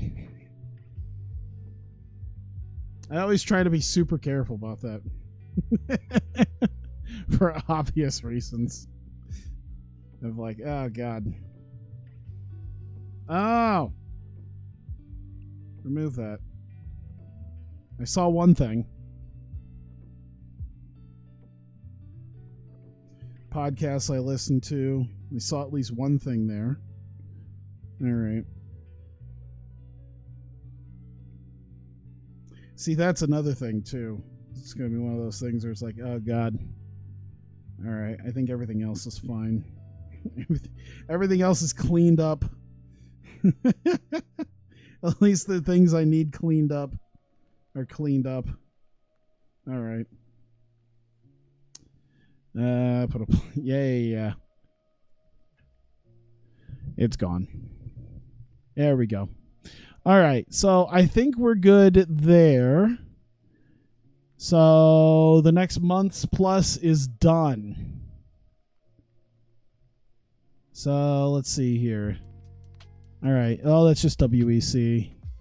Oh, good. Ja Roke is gone. So not gonna. Oh shit.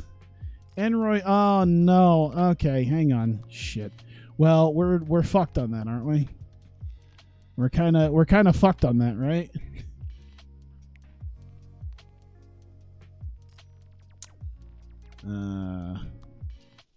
Because we're only a week away. There's no way we're gonna find anyone a week out. That's not gonna happen. So that's just gone. See, this is why I do 10 fights as well, just in case the worst happens, and we have to get rid of some people. Where was the other fight? Was it a prelim? It was a prelim. Yeah, no one's gonna fight on the prelim, so with a week. There you go. Gone. Alex Stevens called the Brazilian killer. Beat a lot of Brazilians, and Anderson Silva head kicked him. That sounds about right. That's why I make this 10. There you go. So we're good now. I could do some prelims, but I'll wait, I guess.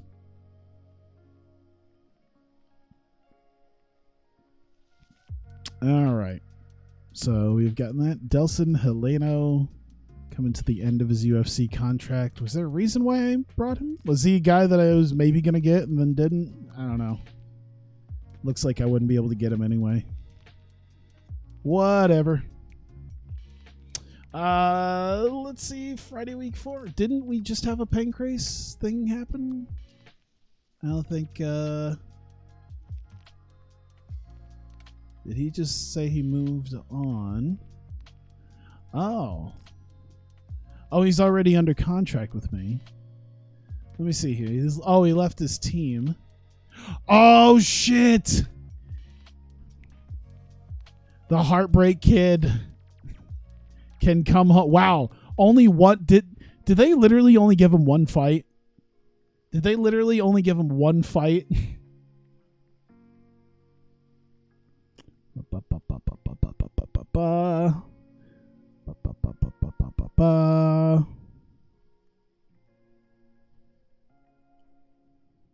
Make an offer.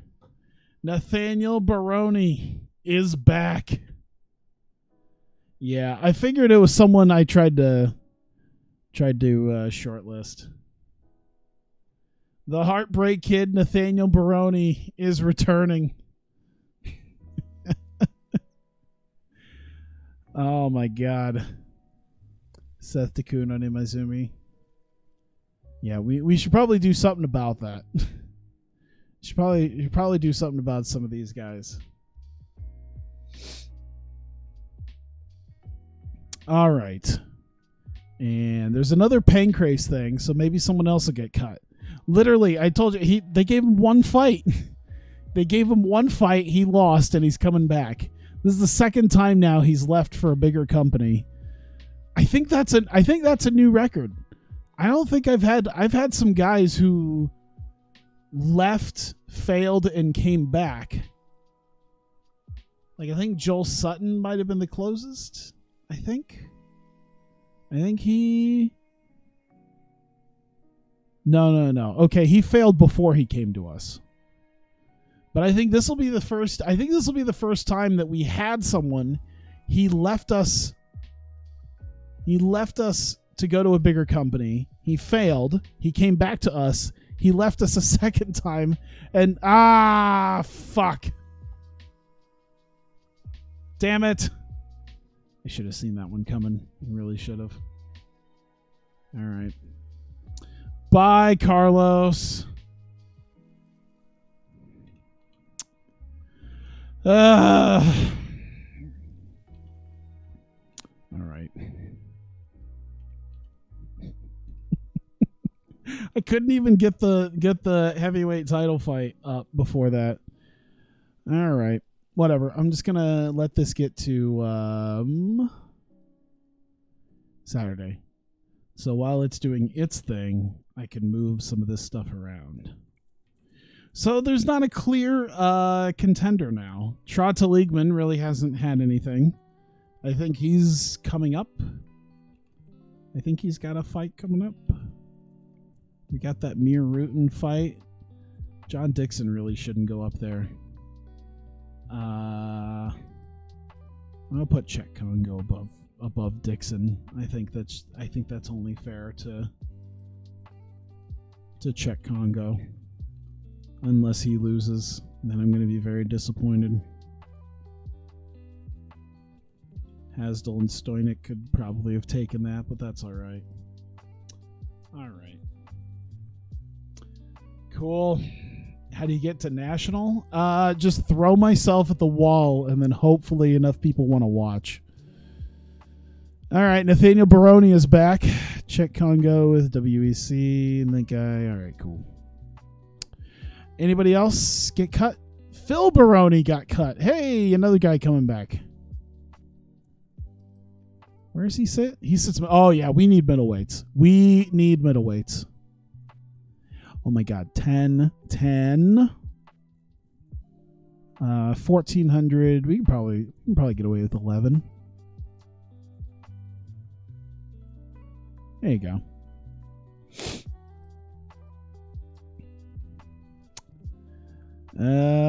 Let's see here. Anyone else? Doesn't look like it. No. Contract status. Yeah, I think they would get cut if it says they're going to get cut. So, there you go. Are roids allowed? If so, Phil is home. I mean, we don't exactly test very hard for it. Where is that in my deal here? I know it's somewhere. I forget just because I never look at it. Drug testing. 1%. $6. Like I've said.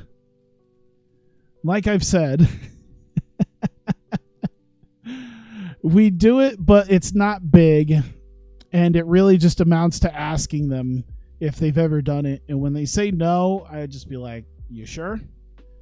What is after this? I'm gonna check one more time just to be 100% certain that I'm not going anywhere tonight. Okay. The way it looks, I am definitely not going anywhere. So, probably do some Pro Wrestling Heartland. I need to do some. I've got the itch to do TEW. There we go. All right. Hirono and Latol, I know for a fact neither one of these guys are Jesus Christ, why did I set this up? Was there a reason? Did they get called out or why? Look at the betting line. Why the fuck did this get booked?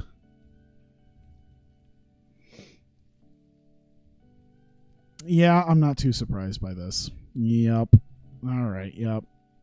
Okay. There we go. Well, look at that. Let's all wins. Yeah, he had a loss to BJ Penn, so I mean, it's a thing. At least it was considered a good fight. All right. Thanks everyone at his team. He asked who he'd like to fight next. He'd like to fight Jeff Curran. Listen, I just murdered a tiny Asian man. I would like to face the #1 contender to the lightweight title now. I think I've proven my point. It's Taz. It's Taz versus the Joker. What a comic book that would be. Can we do that? Can we get pro wrestler Taz and the Joker fighting one another? You have to go. All right. Have a good night. Appreciate you being here. You don't ask if they're sure. That's 3%. Yeah, I probably would have done this either Sunday night or Monday night. The last couple nights. It's been really weird because I had a conversation with this, I think, last night with my roommate. Is I've had like this innate feeling to did he just pull off a soccer kick? Did we finally get a soccer kick? Yeah, we finally got a soccer kick. Perfect. Wait, is he down? Yeah, he is. Hey, those soccer kicks coming in handy. Nonetheless. But yeah, I told my roommate, I'm like, I have this innate desire to play games like TEW. It's like, man, I really want to play TEW, but I can't be fucked to like stream it. I don't know what it was, but there was just something in me that was like, I want to do this. I want to play this, but I don't like, it was this weird thing where it was like, I want to sit here and do this and I have all these ideas, but I actually like pressing the stream button and coming here and being entertaining was just something that like I had to, I wasn't feeling the last few days. I don't know what it was, but I just wasn't feeling it. So I finally kind of pulled myself together today. And even then today I was like, I've been working on some stuff and I got cards maybe. And I was like, all you do is talk to us and set up a stream. Actually watching wrestling, not being horny. You're fucking lazy. Ooh, new house. That's a potential flood house. Looks nice. Hey, what's up, Jesse? Caring about things. What do you? I didn't say I cared about things. I feel like more than anything that I just talked about. I talked about how I didn't care about anything. I didn't care enough to like. You're fucking lazy. All you just. Yeah, I don't know. Let's see here. Jess Liauden defeating the Taz. The Joker beat the Taz as much as I assumed. Oh, was that his? Oh, well, that's his pro record in this. That's his pro debut in this game. Okay, whatever. Fight was great. Sure, why not? His various sponsors, friends, family, supporters. He wrote his Revolution debut. He was very happy here. Chris Brennan, who really does look like a strangler, versus Steve Berger, who really does look like a pit bull.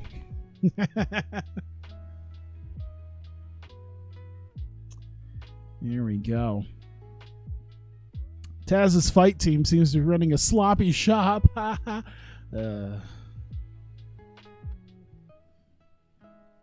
don't know. I just really wasn't feeling it the last couple days. Like, I think even on Thursday was another day like that too, because I don't think I did anything Thursday either, because it's been almost a week since my last like YouTube upload, so it'll probably be right about a week since the last time. But yeah, it was just one of those things where it's like, God, I don't know. I just wasn't super into it. I've also been working on a lot of stuff for like NBA 2K14. A lot of mods and stuff. I got a working scoreboard. That's kind of nice. I mean, it's just a mod of an already existing scoreboard that I put some little extra things on there, but hey, it works. Why do you say that it's not me because I cared about things? I mean, I already told you that I was fucking lazy too. And you know it's me, considering I was busy cooming over Tokyo Joshi Pro. And willing to admit that I bought the new photo book. Is there a fight going on? I didn't even notice. I don't even know who's winning. I'm going to assume that Steve Berger is, even though he's the underdog. Oh, maybe. Maybe not. Maybe not. Oh, maybe. Berger up 2018. Let me see here. 2018 for Steve Berger. There you go. Where is he at in the fight history? Jesus fucking Christ. Okay, well, I mean, at least you got to win. Chris Brennan's not done too amazing either. That was his Revolution debut too. Get shit on. There we go. Thanks everyone connected to his team, helping him prepare as sponsors. It says it was a tough fight and gives a show of respect to Brennan. There you go. Stephen Graham versus Moise Rimbon. I think this is Stephen Graham. Oh no, he has had two fights. He lost to Nathaniel Baroni and Joel Sutton. All right, there you go. What photo book is it this time? It's the Mizuki Yuka photo book. The Magi, what is it? Magi Rabbi in Wonderland. It's a Yuka Mizuki one.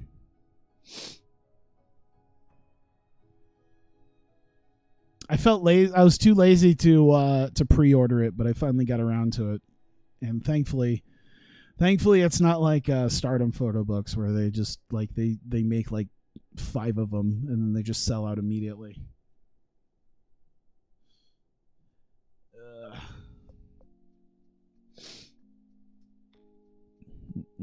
I don't think there's much to this right now. He's 0-2, coming off of 2 losses there.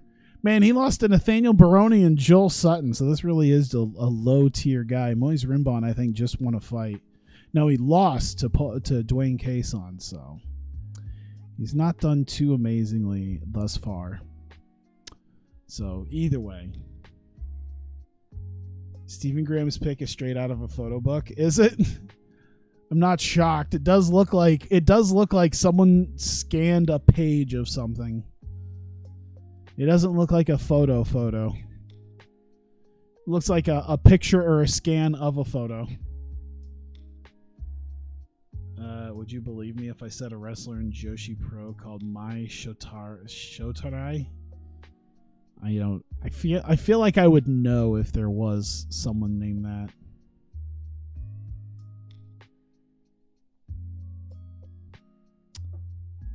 Oh yeah, I got the Tokyo Joshi Pro calendar too. They're selling the 2021 calendar. I'm like, oh shit, my 2021's almost done. I could use a new calendar, especially when I eventually get a house.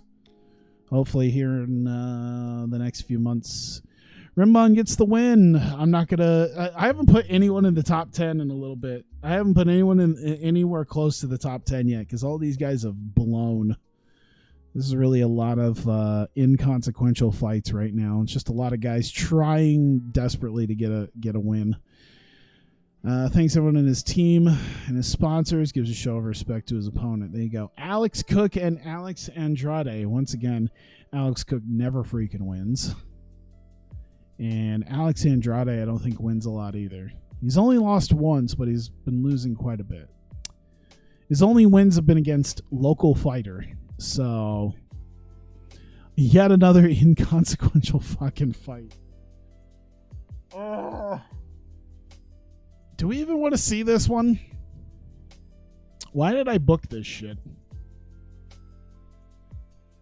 Just watch the Rinda Kai fight. You can tell when she shits, it floats.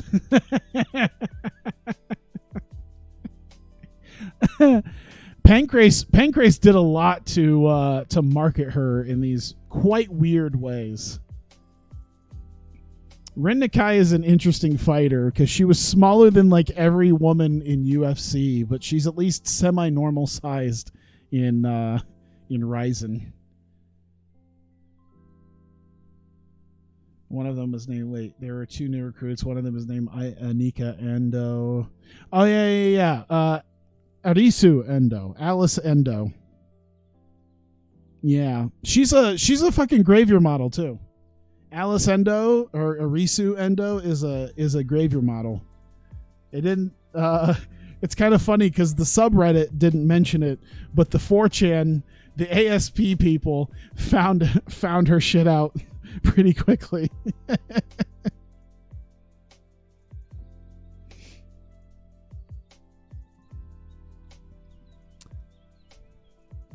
So, thanks to ASP for finding that shit out.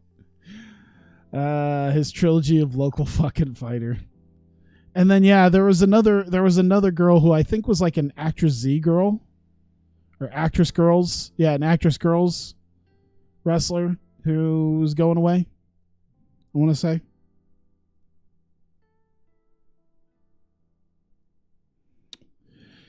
Let's see. Can you send a link for porn reasons? I don't know if it's still there, just because a lot of the Joshi threads get depending on everything. It's either in TJPW or Neo TJPW. I actually think it might be Neo. Between the wars that's going on between the threads there. Why the fuck do I know about this? Alex Andrade got the win over Alex Cook. The fact that he even got to this point is amazing. Nonetheless, Alex Andrade looking like that dude who would definitely drug girls at a party. I'll say for legal reasons. I don't know if he does that or not. He just has that look about him. Name checks his sponsors, thanks his fans, says it was a tough fight, and gives a show of respect to Alex Cook. Finally, someone who is a contender. Nuri Shakir versus Guillermo Fernandez. I believe Guillermo Fernandez, I think this might be his Revolution debut. No, he's had one fight. He lost to Brennan Kamaka. Jesus Christ, dude. Is he really going to beat Nuri Shakir? Should I just take Shakir and Nick Serra off the top 10 now and put like Robbie Lawler and Carlos Newton in there? Doesn't Carlos Newton fight later? Heartland Pro start a women's division. I mean, once there's women in the thing. Please use 4chan, Tyler, please.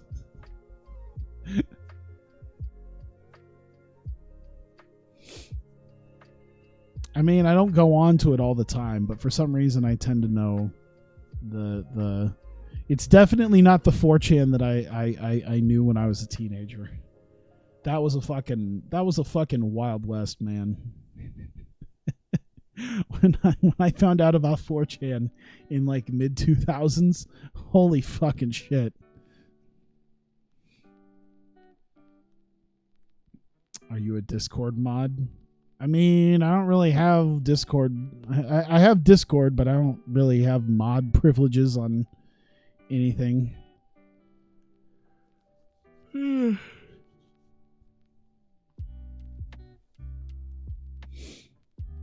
So, yeah, if Shakir loses, I'm just going to throw him and Nick Serra off the top 10. Oh, shit, never mind. Well, fuck me. All right, I'm going to go fuck myself as Nuri Shakir gets the win over Guillermo Fernandez. Great fight, 351 into round 2. Good Lord. He'll probably still end up losing his spot to Lawler or Newton. Maybe Von Flue. Maybe not Von Flue. Lawler or Newton. You make me and Okada a mod in your stream. I feel like that's dangerous. Just looked up Rin Nakai ass just to see what comes up. It was strange. Yeah, they did some. Pancrase did some weird shit for Rin Nakai. She did a lot of. She did a lot of dressing up. She did a lot of cosplaying going into Ryzen fights. So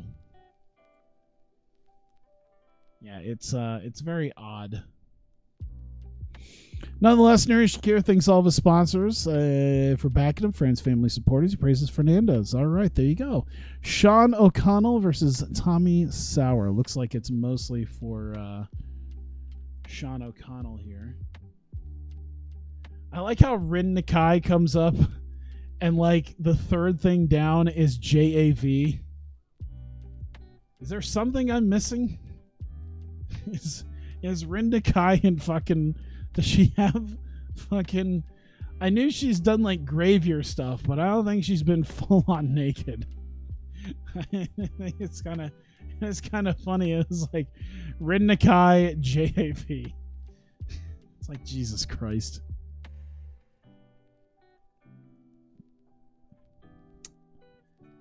Let's see here. Sean O'Connell, what has he been up to? He did lose to Razak Al Hassan. He's had a couple wins in WEC though, but this is not WEC. Tommy Sauer, on the other hand, just lost to Ian Freeman after a win against Brad Kohler, but he won against Brad Kohler, so it's not. Oh God, it's already over. Sean O'Connell defeats Tommy Sauer. So there you go. At least a good win there.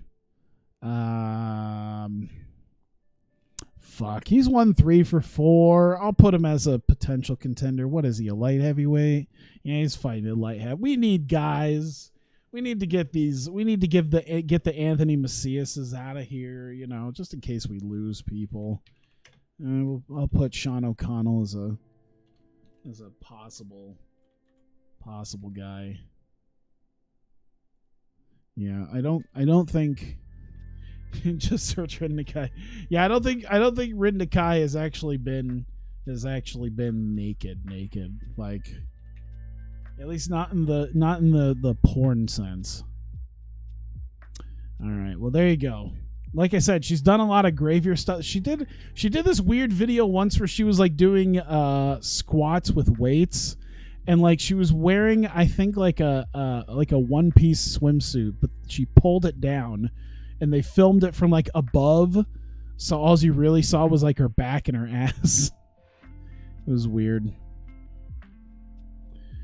There you go, Sean O'Connell. Thanks everyone at his team, his sponsors. He shows respect for Sauer. There you go. Ronald June versus Keith Wisniewski. There we go. Why? What? Someone on the Fortran Discord said Joshi Idol cum throwing was a thing.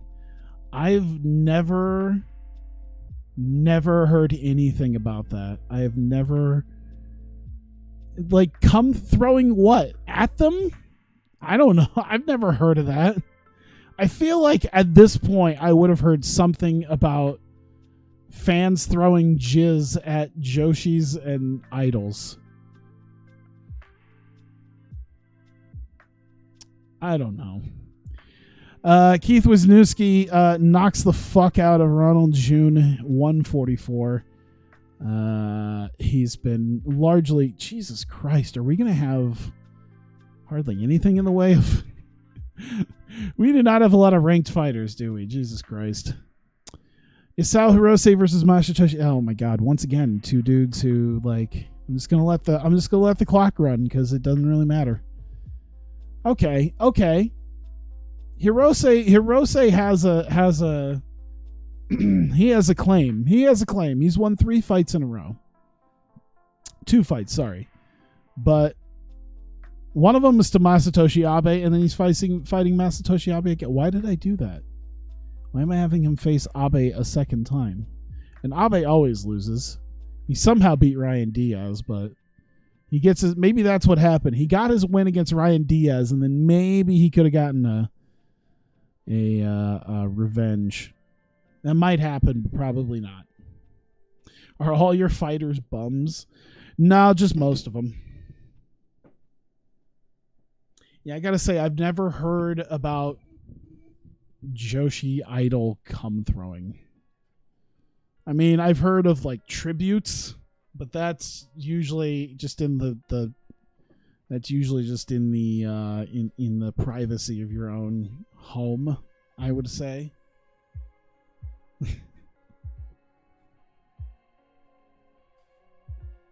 Yeah, I've not heard about that at all. Is there a fight going on? God, I feel like I could have skipped most of this shit. Tell me Hirose's got both of this, and we can just get on. We can just get on with this.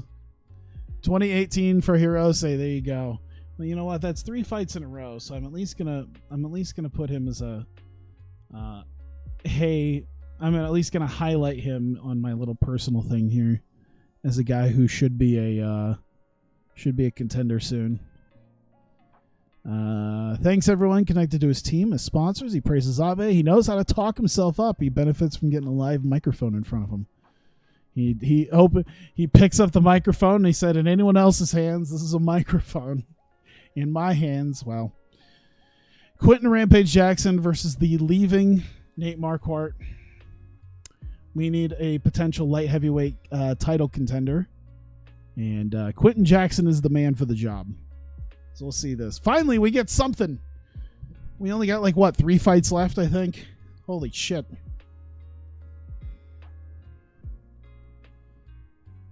You know why? That's a good conversation. No. I have never done tributes. That is fucking horrifying. I think that's a thing that really isn't done anymore, at least. I think that feels like such an early 2010s thing.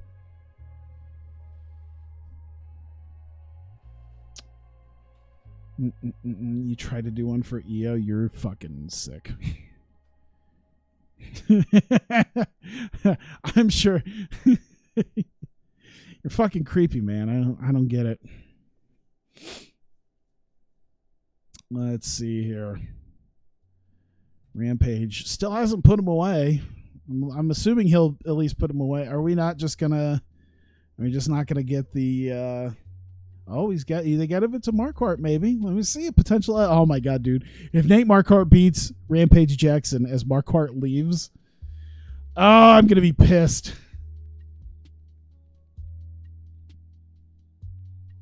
Come on, Rampage. The fuck is wrong with you? Need you to at least win this round.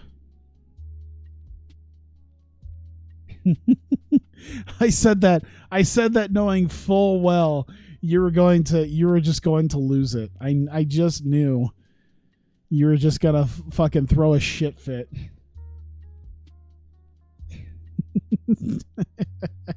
I knew that was gonna fucking trigger you.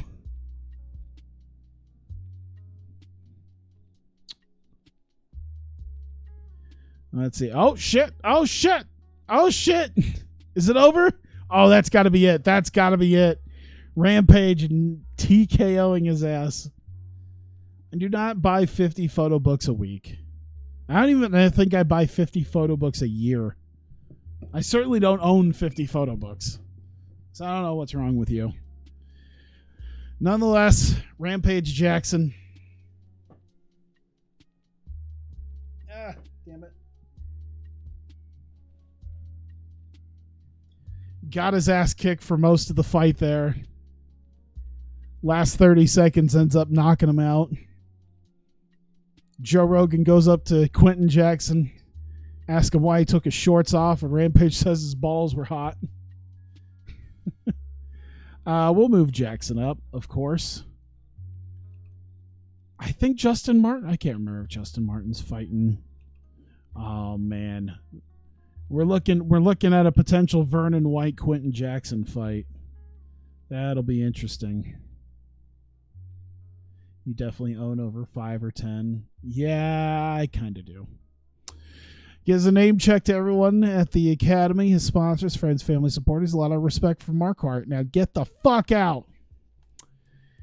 All right, Carlos Newton versus Dave Manet. Let's get going. I'm ready to kick Nick Serra out of the fucking top 10.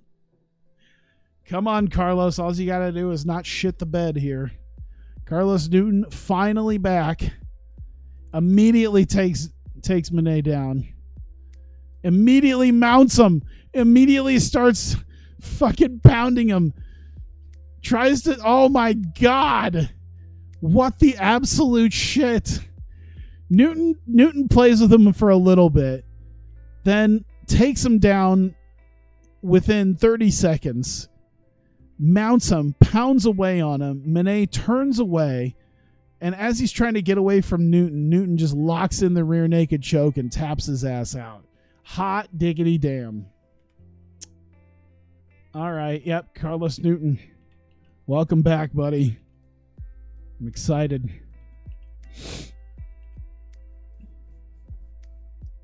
Wait, but it was Derek Lewis? Yeah, I know. I knew it was Derek Lewis, but that's how Derek Lewis won his fight. Was he got his ass kicked for like 4.5 rounds, and then at the end with like a minute left, he ends up winning. So it felt like Derek Lewis's win. There we go. Gives a name check to everyone at Next Generation MMA, as sponsors, friends, family, and supporters. There you go. Co-main event, Joe Camacho looking to keep his position in the top 10 secure against Junji Ikoma. I don't think either one of these guys were in the Grand Prix. I think that's why they're both here. So, oh no, Camacho did lose in the first round. So he's got a little bit to try to come back with here.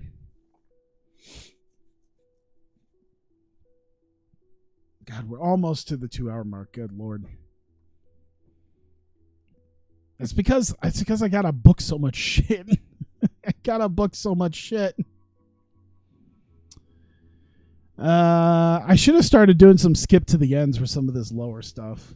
I know. I don't know why Ikoma has to look the way he looks for his only lone picture in this, but it is phenomenal.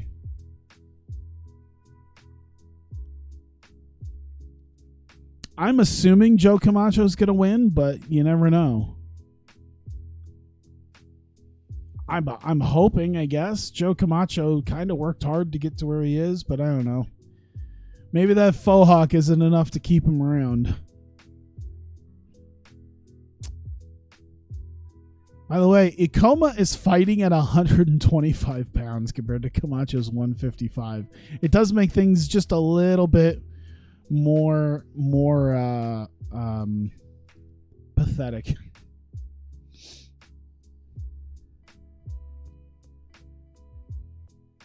It's not even the game, it's whoever made this mod. But you know, you have a lot of like older guys. You know, once we get to like the mid 2000s, it's going to be filled with people who have proper pictures. Like once we get to the people who have actually been around for, you know, recently and have like proper profiles, like it'll be much easier to have pictures where they don't look pathetic. All right, let's see it. 2018 Camacho, 1919, 2018 Ikoma. Wow, a split draw. Damn, this could go either way. Camacho really needs to get a handle on this. Let's see here. Oh, God. Coma's bleeding. That might help. He's starting to look like the picture that he has. Junji Ikoma's picture is like if CM Punk's profile picture was that picture of him right after his Mickey Gall fight that everyone memed on.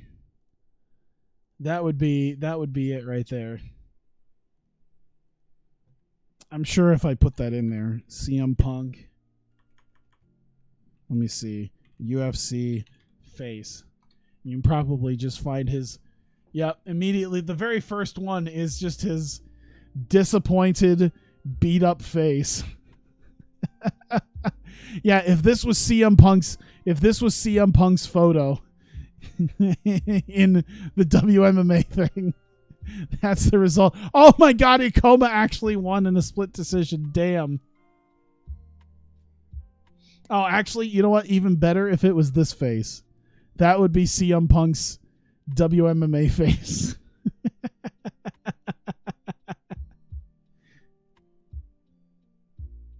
That would be the one. I'll meme on you. Sorry, Tribune. Ikoma won. Jesus Christ. Are you kidding me? Joe Camacho, get the fuck out of here. We're going to have Fabio Melo take his place. Ashley Grimshaw take his place. All right, where is Ikoma on this? Fuck. That's 3 in a row, actually. I think because he actually won, I think Junji Ikoma should take that 10 spot over Isao Hirose. But Hirose definitely is going to be the next guy if, say, like Grimshaw or Mello end up losing. Because we need one of those guys up there. Here we go. All right. Ikoma versus Franca. Oh my God. Dana legit paid him to watch his shit. Give him tomato cans. Thanks everyone connected to Juan Mott BJJ for helping him prepare for this fight and his sponsors. He reveals he isn't too happy about the judging. He should have gotten a unanimous decision. So after you said the Alice Endo 4chan, I had to look it up. No girls talk to me. What? I mean, to be fair, Dana gave him an MMA reporter. He gave him a journalist, and he still lost. Dana gave CM Punk a fucking journalist, and Punk lost to the journalist in embarrassing fashion. He didn't just lose, but he got embarrassed. Remember, she used to be on Wrestle One. Yeah, that's who she got trained by. That's right. She used to be over there. But apparently does Gravier stuff. I don't know if you tried to look on that. Big Daddy Goodridge. Gary Goodridge versus Dave Benetal. Here we go.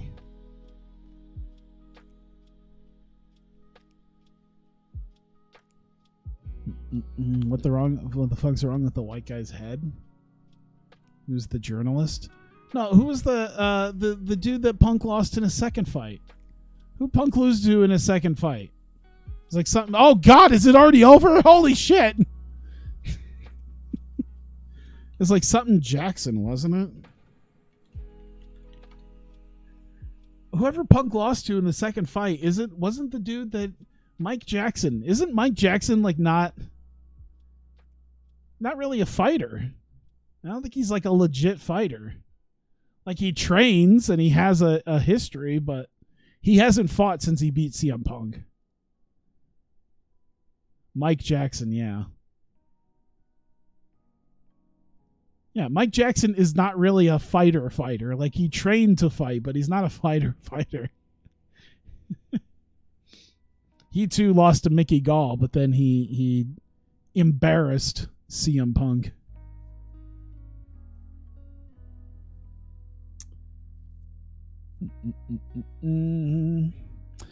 Either way, Gary Goodridge just knocked the absolute fuck out of Dave Benetal. Benetal is a top 10 guy. Well, you know what? I'm just going to go ahead. We're going to move Boss Rootin' up. You know what? I'm going to keep Congo and Dixon where they're at. And Gary Goodridge is just going to If it was at least a decent fight, I probably would put him as a guy to have to fight his way through. But you know what? After that, after just knocking the ever living shit out of a top 10 guy in just over a minute, I think he's just gonna skip to the front of the line. There's a few guys I think he can hop over anyway, so who cares? There you go. Gary Goodridge gives a name check to his team, sponsors, fans, family, supporters. He would like to fight Mike Whitehead, who is a number 4 contender. So that was probably a good idea to put Goodridge in the top 10.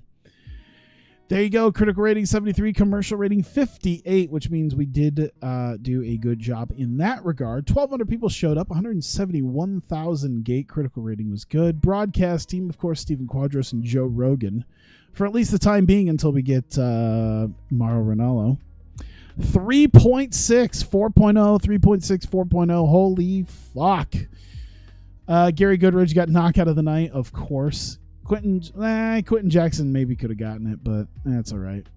Nuri Shakir's win got fight of the night. That seems to make sense. And Sean O'Connell's, you know what? I'm going to give it to Carlos Newton. Newton completely just embarrassed him. He needs to get that one. There you go. Give the awards. $310,000. What are you charging for tickets? I don't know. It's just set by the game. Damn. All right. Ooh, they got some guys they cut. They got some people they cut. Only one dude actually. Jason DeLucia. 1,500 a fight, mid-level regional. He's a preliminary card guy. Lost to Rodney Glunder. Oh shit, I forgot Rodney Glunder's there, but he also lost to Tito Ortiz. He beat Alexandre, Satoshi Hanma, Wes Gasaway. I think he beat Justin Martin. You know, this guy could be a guy. We'll see. I think he could turn out to be something.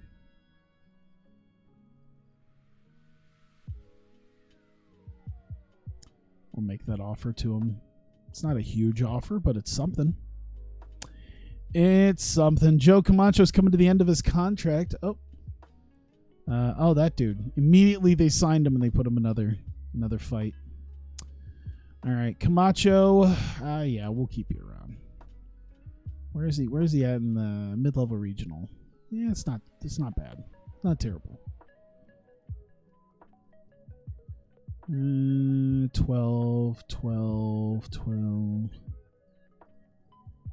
Whoops. Here we go. Boom. Hey, what's up? You came just at the right time. We're just finished up. Don't go to Revolution FC shows. They scam you. Are we still poor? Hell no. I just paid $300,000 on one show. We have over $500,000 now just from this month. And that's after we just shelled down money to, you know what? I think, oh, we're going to get another Nogueira. Let's go. Oh, shit. All right. Who just entered? Let me see the people who just entered. How about that? New character.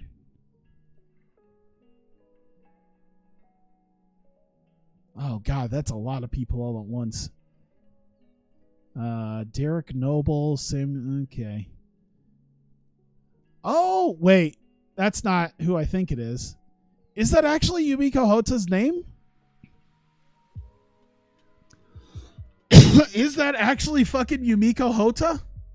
Is that her real name?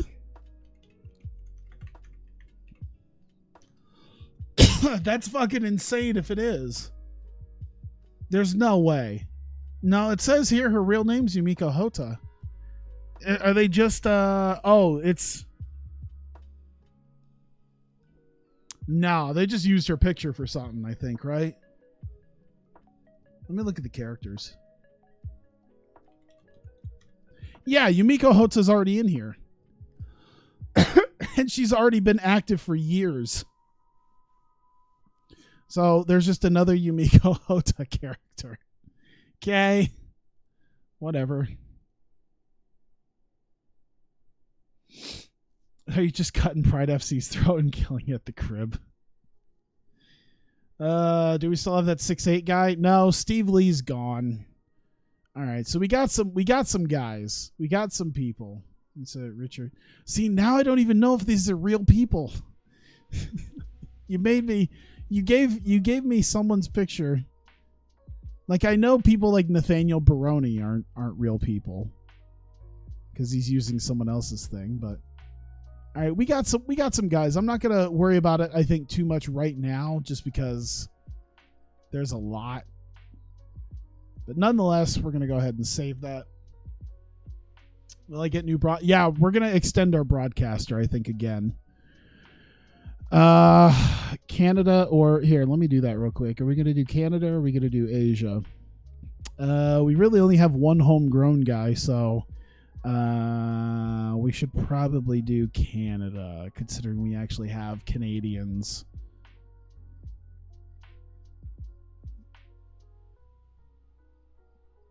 Frank has... I don't think he is. Is he? That's a real guy, right? Yeah, Alexander Frank. He's at least a real guy. He's at least a real guy. I haven't heard of him as far as Nogueiras are concerned, but I've heard of the other. Obviously, big and little Nog. You know. So look at this. We're just gonna get all the Nogueiras here. It's gonna be great. Nonetheless, there you go. I'll probably do Canada next time. I'll worry about that later. I think the next time I stream, I'll figure out who I want to sign here and get that set up, and then probably move our media so that we are medium in Canada, and we'll just make a shitload of money. I think we're close to having a headquarters, though, so that's good, because like I said, Canada and then probably Asia, and then I'll actually save up to get a headquarters going. Our credibility is at 100 thanks to our research and sponsorship bonuses. Not to mention all of our other fights that we had seem to do pretty well. So even if we put on some shit fights like that, the sizable ratings difference, it doesn't really matter because we're doing some good in the world. We're just going to stay at 100. Nonetheless, I'll probably be playing TEW after this for you guys on stream. Oh, I guess to end this, we'll at least look at the the RFC ranking systems. As you can see here in the gold up top, of course, is our current champions. The guys in green are guys who are next in line, basically, to get a title fight. So once we settle the Nogueira Sean Shirk fight, Pete Spratt will get himself a shot. So there you go. For the people who want to see that. Yeah, so once again, a little bit of TEW after this. I definitely have to get some water before I do that here on stream. But if you're watching this on YouTube, that'll be the end of this. So thank you very much. I greatly appreciate you being here and watching. And I will see you next time.